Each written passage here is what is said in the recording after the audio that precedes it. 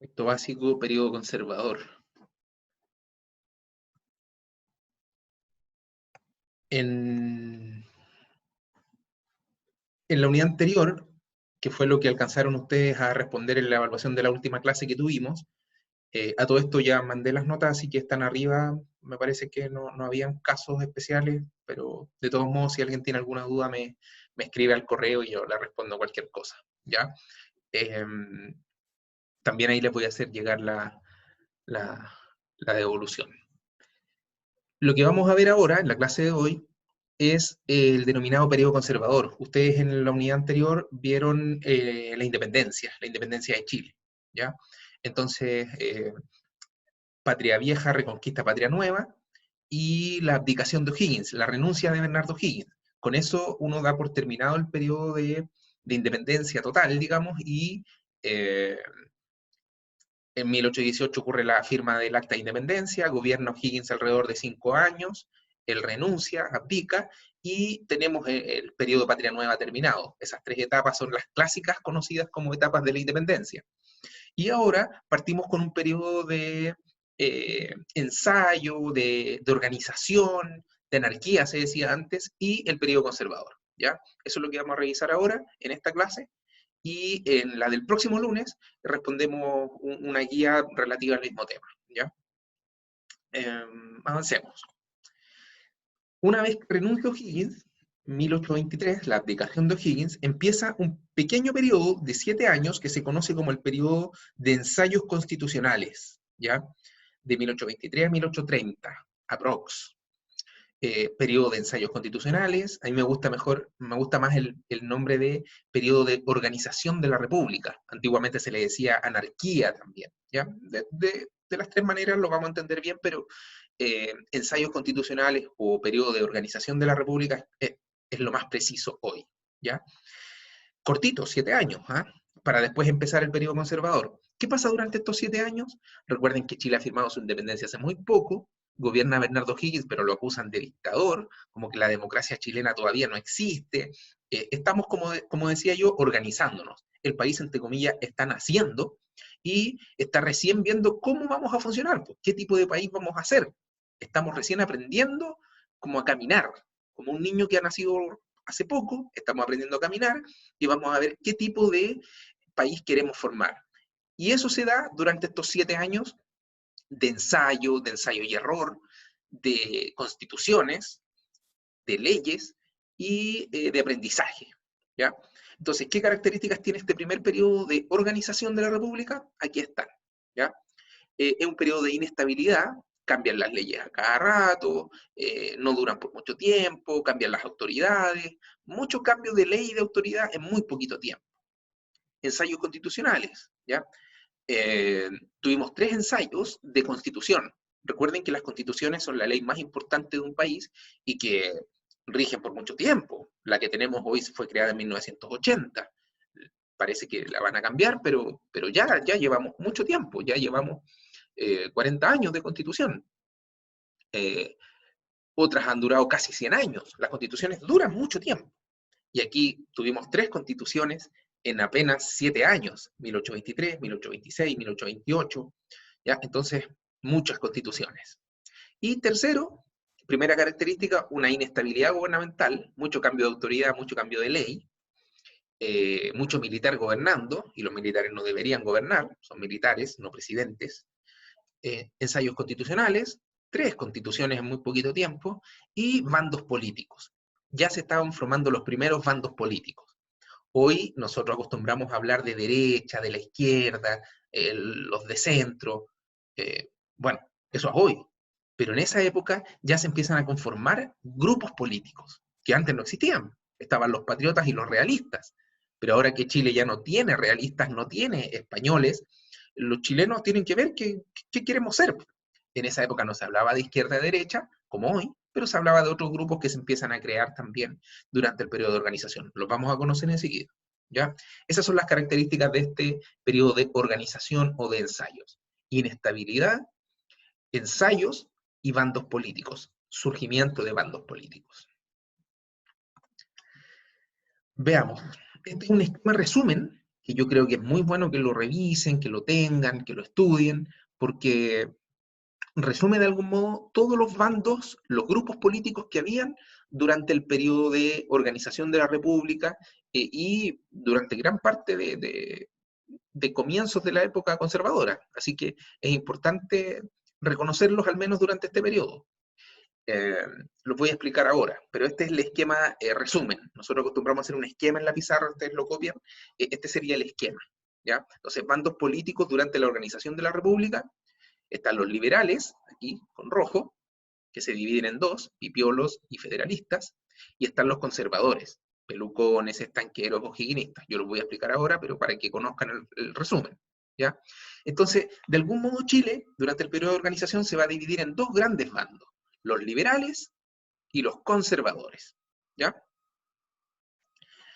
Vamos a explicar ahora. ¿Qué es esto de los liberales y los conservadores? El liberal es una persona que quiere, en esa época estoy hablando, no hoy, sino que en esa época, el liberal, por ejemplo, quería que Santiago no tuviera tanto poder, que las regiones tuvieran mucho poder. Los liberales querían que el Congreso, diputados y senadores, tuvieran mucho poder, el presidente no tanto. Los liberales querían que la Iglesia Católica no tuviera tanta importancia como lo tenía en esa época. Son otros tiempos, en esa época la Iglesia Católica tenía mucho poder, casi tanto como un presidente o más. Los liberales no les gustaba mucho eso. No es que fueran anticatólicos, pero ellos querían separar las aguas. Las leyes por un lado, la iglesia por otro lado. ¿Ya? Esos son los liberales. Al revés, los conservadores. Los conservadores querían que Santiago tuviera mucho poder y las regiones no tanto, no les parecían importantes. Querían que el presidente tuviera mucho poder, que el presidente fuera casi como un rey, muy autoritario, con mucho poder. El Congreso y los senadores no tanto, los diputados y senadores no tanto. Y por último, los conservadores eran muy católicos y querían darle mucho poder a la iglesia, que la iglesia fuera, ojalá, más importante que el presidente. ¿Ya? Eran muy, muy católicos los conservadores. Esas eran las grandes diferencias entre liberales y conservadores. ¿Ya? Veamos, los liberales primero se dividían en dos bandos. Los liberales habían dos grupos. Uno, el denominado los pipiolos. ¿Ya? Los pipiolos. ¿Quiénes eran estos pipiolos? Intelectuales, artesanos, funcionarios administrativos, ¿ya? Ellos eran personas que defendían la separación entre la iglesia y el Estado, no querían que la iglesia tuviera tanto poder, que muchas personas tuvieran derecho a voto y darle oportunidad a las provincias, ¿ya? Esos eran los pipiolos liberales. Y por otro lado, dentro de los mismos liberales, estaban los federalistas. Ellos aspiraban a que Chile fuera un país parecido a Estados Unidos. Sabemos que hoy Estados Unidos tiene estados y que cada estado tiene sus propias leyes. Tienen una gran constitución norteamericana, pero cada estado tiene sus propias leyes. Entonces, en algún estado de Norteamérica existe, por ejemplo, la pena de muerte. En otros no. En algunos estados hay ley de divorcio. En otros no. Y así, dentro de distintas áreas que uno pudiera pensar, cada estado tiene sus propias leyes. Y eso aspiraban en Chile algunos liberales, los apodados federalistas. ¿Ya? Querían que Chile, por ejemplo, como hoy está dividido en regiones, que cada región tuviera sus propias leyes. Por ejemplo, nosotros, la región de O'Higgins tuviera su ley, la metropolitana tuviera su ley, la del Biobío tuviera otra ley. Eso era lo que postulaban los liberales en esa época. Un sistema parecido al norteamericano. La mentalidad era esta un poco. Si Estados Unidos tiene el sistema federal y es un país tan grande, tan rico, tan próspero, si nosotros tenemos el mismo sistema, vamos a ser iguales. Y la verdad es que no siempre es así. ¿Eh? Podríamos ser muy ricos, muy prósperos, con un sistema o con otro. No tiene que ver necesariamente con eso. ¿Ya? Entonces, estos son los liberales, que son amigos, son liberales todos, pero hay dos grupos. ¿Ya? El otro bando, que sí es enemigo de los liberales, eran los conservadores. ¿Ya? Los conservadores. Y los conservadores tenían tres pequeños grupos. Primero estaban los apodados pelucones, ¿ya? Usaban esas pelucas como de jueces ingleses, ¿ya? De pelo blanco. Por eso le apodaban así. Ya, los pelucones, ¿ya? Eran personas conservadoras de la aristocracia, dueños de campo, de haciendas, gente adinerada, ¿ya? Terrateniente se dice, ¿ya? Cuando uno tiene un gran campo, tiene un enorme campo, se dice que es un terrateniente, ¿ya? Y por supuesto en esa época el que tenía un gran campo tenía dinero, ¿ya? Esa era la principal actividad económica. Ellos querían un Estado, no querían federalismo, querían centralizado, una sola ley para todo el país y querían darle mucho poder a la iglesia. El otro grupo conservador eran los estanqueros. Los estanqueros. Los estanqueros eran los comerciantes, ¿ya? Esos eran los estanqueros. En esa época había algunas actividades que eran prohibidas, que no se podía hacer en público. El comercio, por ejemplo, de el alcohol estaba regulado, no cualquiera podía vender alcohol, aguardiente, esas cosas, no cualquiera, había que tener un permiso especial. Tabaco, ¿ya? No se vendía el cigarro como hoy, sino que se vendía el tabaco suelto, una bolsa de tabaco. También era un mercado regulado, el Estado tenía que vigilar eso, no cualquiera podía andar vendiendo, comprando tabaco así nomás. Y por último, hubo un artículo que en esa época era muy delicado, que hoy nos parecería divertido, pero en esa época era muy delicado, que eran los naipes, ¿ya? Las cartas, los naipes. Era un artículo que estaba regulado por el Estado, no cualquiera podía andar con naipes, no cualquiera podía comprar naipes o vender naipes, principalmente por las apuestas, ¿ya? Era una actividad que no era de entretención como hoy para los niños o cualquier persona en realidad se podría entretener jugando cartas, era una actividad de apuestas. Y eso el Estado lo quería regular muy bien, ¿ya? Por lo tanto, ese grupo era denominado los estanqueros, los que tenían la posibilidad de vender con permiso estatal, con permiso del Estado, este tipo de cosas, alcohol, tabacos, naipes y otras, ¿ya? Tal vez el más conocido de ellos, el líder de todo este grupo es, aquí estoy marcándolo, el señor Diego Portales, ¿ya? Que lo vamos a conocer después. Nada que ver con la Universidad Diego Portales. Cuando se creó esta universidad, ahora hace poco, se inspiraron en él, pero no hay ninguna relación, más que el nombre, ¿ya? Y el tercer grupo conservador son los o'higginistas, ¿ya? Los o'higginistas. Bueno, volviendo atrás, los estanqueros querían orden para el país, les preocupaba mucho el orden. Portales siempre va a ser sinónimo de orden, no lo olviden nunca. ¿Y por qué querían orden? Para hacer negocios, para hacer comercio. Los estanqueros son comerciantes y es más fácil hacer comercio cuando un lugar está ordenado que cuando está desordenado, ¿ya? Así que el orden para ellos es fundamental. Y el último grupo de los conservadores son los o'higginistas. ¿Y quiénes son ellos? Los que querían que O'Higgins volviera. Recuerden que cuando O'Higgins abdica, renuncia, el Estado chileno le ofrece una hacienda en Perú para que se vaya, le manda un dinero mensualmente, una especie de jubilación, una pensión, pero los o'higginistas querían que O'Higgins volviera. Y el Estado chileno le dio el campo y el dinero, pero con la condición de que no regresara. Así que eran más bien personas que extrañaban a O'Higgins, que querían su sistema de gobierno, pero eso estaba muy complicado de que se realizara, ¿ya? Esos son los conservadores. Entonces Chile, durante el periodo de organización de la República, se organiza en dos bandos, los liberales, aquí están, en rojo, y los conservadores, aquí están en azul, ¿ya? Conservadores, liberales, conservadores. Ya. Y los gobiernos conservadores en Chile son tres, ¿ya? Son tres. Tres presidentes.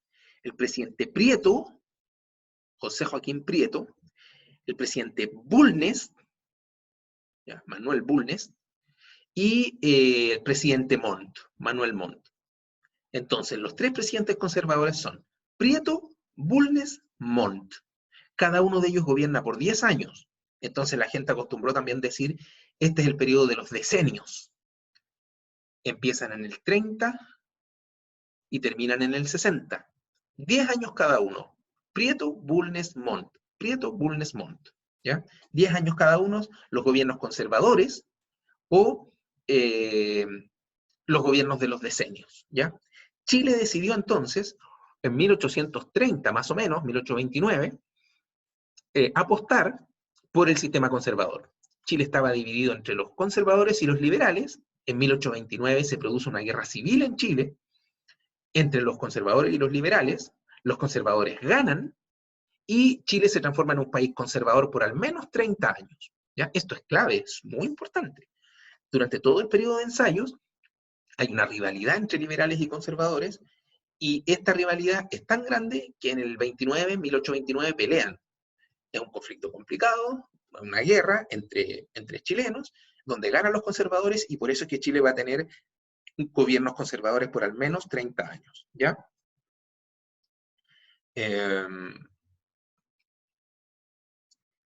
Y si bien estos son los tres presidentes, Prieto, Bulnes y Montt, los que mandan el país, duran 10 años y son muy importantes, la verdad es que tras las sombras hay una persona que tiene mucho poder, tal vez incluso más que estos tres, ¿ya? Y este es el señor Diego Portales, que aquí está, ¿ya? Muy elegante el hombre, eh, porque es un comerciante, es un hombre adinerado, ¿ya? No es cualquier persona. ¿Y por qué es tan importante? Porque en 1833, mientras está gobernando el presidente Prieto, se redacta una nueva constitución, ¿ya? Está gobernando Prieto, y Prieto tiene muchos ministros, ¿ya? Como el presidente Piñera hoy tiene muchos ministros que lo ayudan a gobernar. Prieto tenía un ministro que era muy importante. De hecho, era triministro, tenía 3 ministerios. Tan importante era que tenía para él 3 ministerios. Eh, y ese señor era Diego Portales, que era un comerciante de Valparaíso y que se vino a meter en política porque era un conservador, era un estanquero y quería que Chile estuviera ordenado para hacer buenos negocios. A él lo que le interesaba era hacer negocios. Y para eso decidió crear una nueva constitución. Habíamos tenido 3 durante el periodo de ensayos y él decide crear otra, porque él dice que eh, para ordenar un país se necesita una constitución firme, ordenada, autoritaria, conservadora, centralista, etc. Entonces vamos a decir que él crea, de algún modo, si bien no la crea literalmente él, de algún modo él es el inspirador, el ideólogo, el que se le ocurre, y la Constitución de 1833, que va a durar casi 100 años, recién se va a terminar en 1925, se le apodó incluso la Constitución portaliana, ¿ya? La Constitución de 1833 o Constitución portaliana, dado que refleja todo lo que Portales quería, ¿ya? Eh, y aquí están algunas ideas de Portales. Portales se mostraba contrario a una democracia plena, él quería más bien que votaran unos poquitos, ¿ya? No todo el mundo, porque él decía que la gente era ignorante, le faltaba educación, entonces no cualquiera podía votar. Eh, Él tenía mucho interés en el Océano Pacífico, él era de Valparaíso, era un estanquero de allá, hacía comercio internacional, por lo tanto, le interesaba mucho el poder que Chile pudiera tener en Valparaíso. Él quería que Valparaíso fuera el puerto más importante del Pacífico. En esa época el puerto del Callao en Perú era muy importante y Portales quería hacerle la competencia, ¿ya? Quería controlar a O'Higgins, ¿ya? Porque O'Higgins siempre fue una figura importante acá en Chile y se consideraba que traerlo de vuelta significaba que O'Higgins le hiciera sombra al presidente Prieto y al mismo a Portales. Entonces, él quería, siempre estuvo preocupado de que O'Higgins estuviera en Perú muy tranquilo y que ni se le ocurriera pensar en volver a Chile. Eh, Ese es Portales, ¿ya? Diego Portales, que es de algún modo el poder tras las sombras del periodo conservador. Si bien nunca fue presidente, Prieto Bulnes Montt, la verdad es que durante el gobierno de Prieto, él muere, pero su legado va a quedar al menos por todo el periodo conservador, ¿ya? ¿Qué características tenía esta constitución portaliana o la constitución de Diego Portales? Primero, promovía el orden del país. Recuerden que él estaba, pero absolutamente entusiasmado por la idea del orden, ¿ya? Eh, y otra característica importante de la Constitución del 33 es que los presidentes, según esta Constitución, van a durar 5 años en esa época, ¿ya? Pero con derecho a reelección directa, es decir, te podías repetir el plato. Por eso es que los presidentes Prieto, Bulnes y Montt duran 10 años cada uno, porque ganaban una elección, después se reelegían una vez, solo una vez, pero con eso les bastaba para gobernar 10 años. Hoy, por ejemplo, los presidentes duran 4 años, sin reelección directa. Hay que esperar a que pase un presidente y solo después te puedes volver a postular, como ocurrió con Bachelet y como ocurrió con Piñera, ¿ya? En esa época era diferente, era más parecido al sistema de Estados Unidos, ¿ya? Son 4 años en Estados Unidos, en Chile eran 5, ¿ya? 5 años con derecho a reelección directa, ¿ya? Otra característica era el voto censitario. La Constitución del 33 permitía el voto censitario, promovía el voto censitario. ¿Qué significa esto del voto censitario? Es que no podían votar muchas personas. En esta época votaban muy pocas personas. Hoy todos podemos votar. eh, Hay que tener una cierta edad, mm, no tienes que estar con pena aflictiva, más de 3 años en la cárcel, tienes que ser chileno, son poquitos requisitos. En esa época eran muchos. Miren, aquí está escrito. ¿Qué significaba sufragio censitario o voto censitario?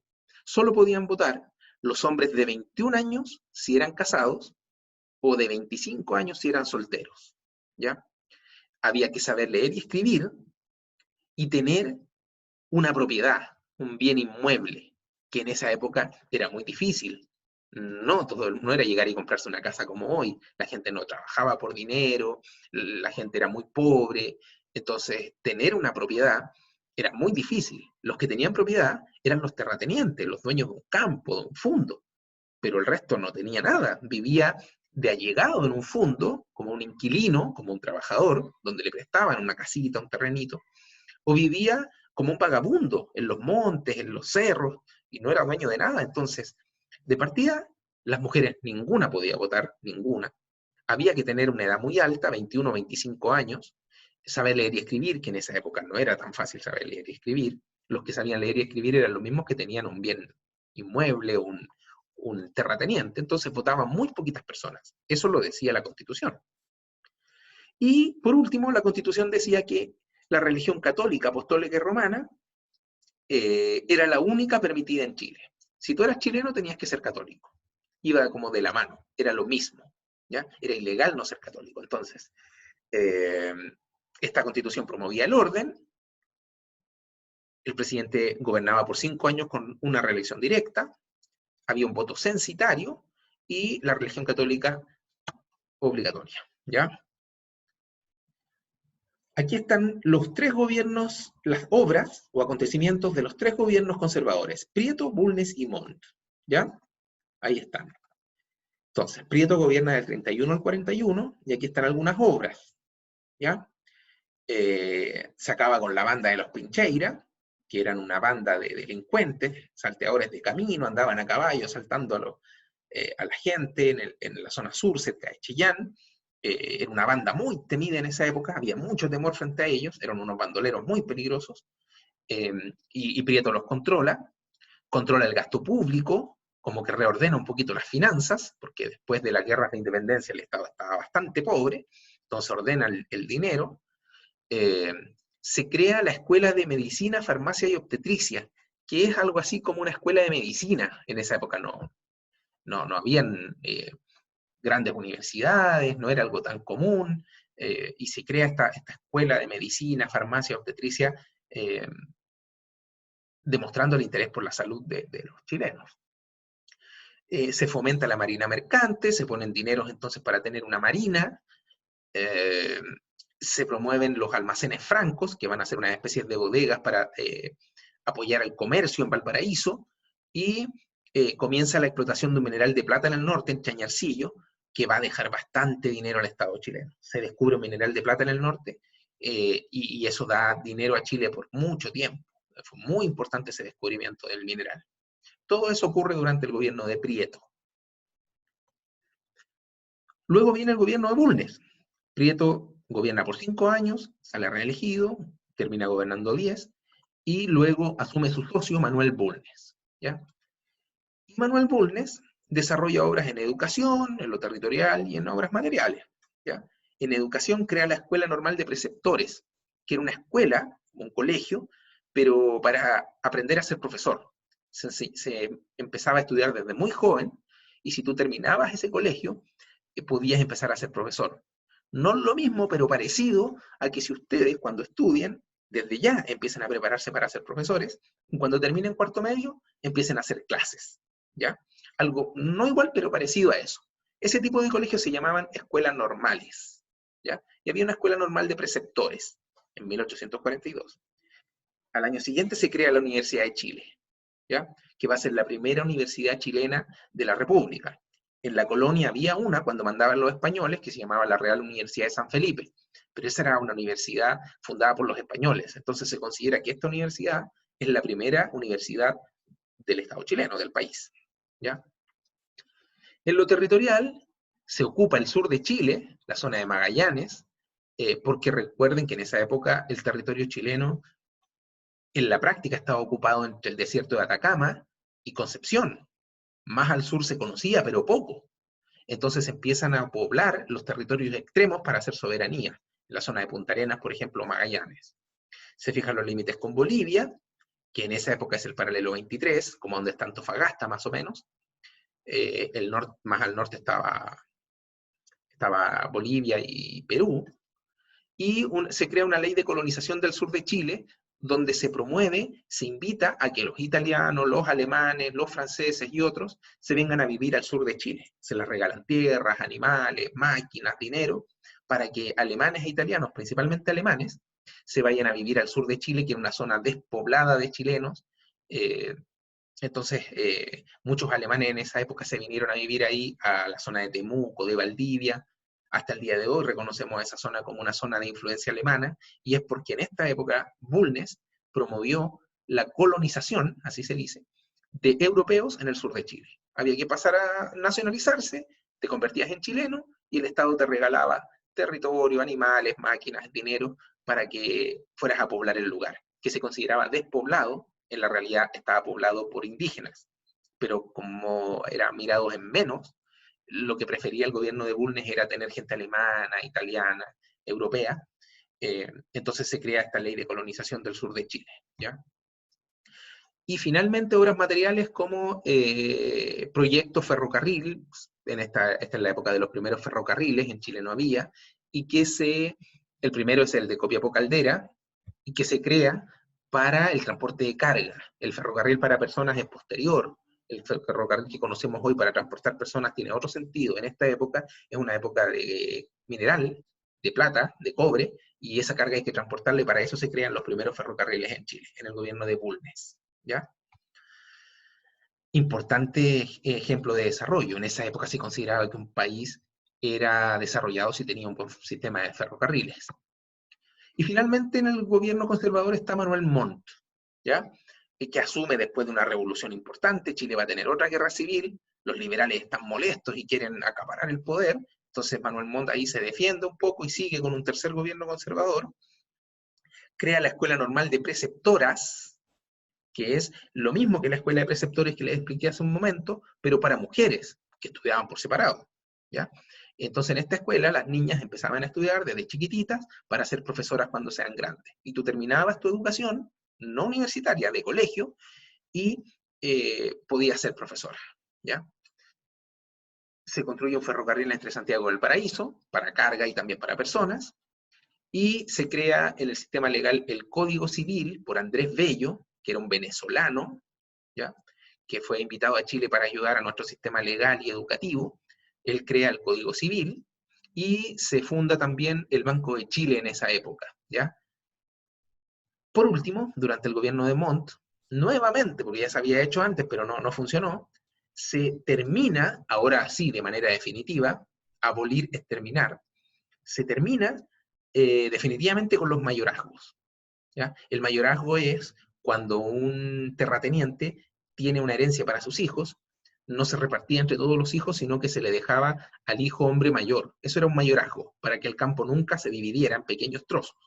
Bueno, eso se consideró un poco injusto y en esa época se terminó. Se terminaron los mayorazgos y ahora sí, todos los hijos tocaban una parte de la herencia, ¿ya? Todas estas son obras de los gobiernos conservadores, Prieto, Bulnes, Montt.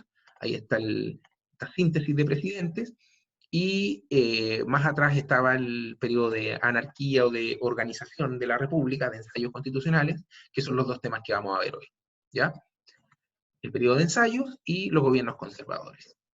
En esta presentación, ustedes ahora en su cuaderno van a responder estas 4 preguntas que están en la página 25, 28, 29 y 30 del texto escolar.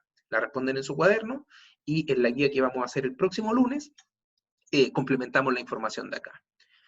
Con eso damos por terminada la clase, y si tienen alguna duda, me escriben al correo o me dejan un mensaje en la plataforma Edmodo y yo les voy a responder cuando lo necesiten. Que estén bien, saludos.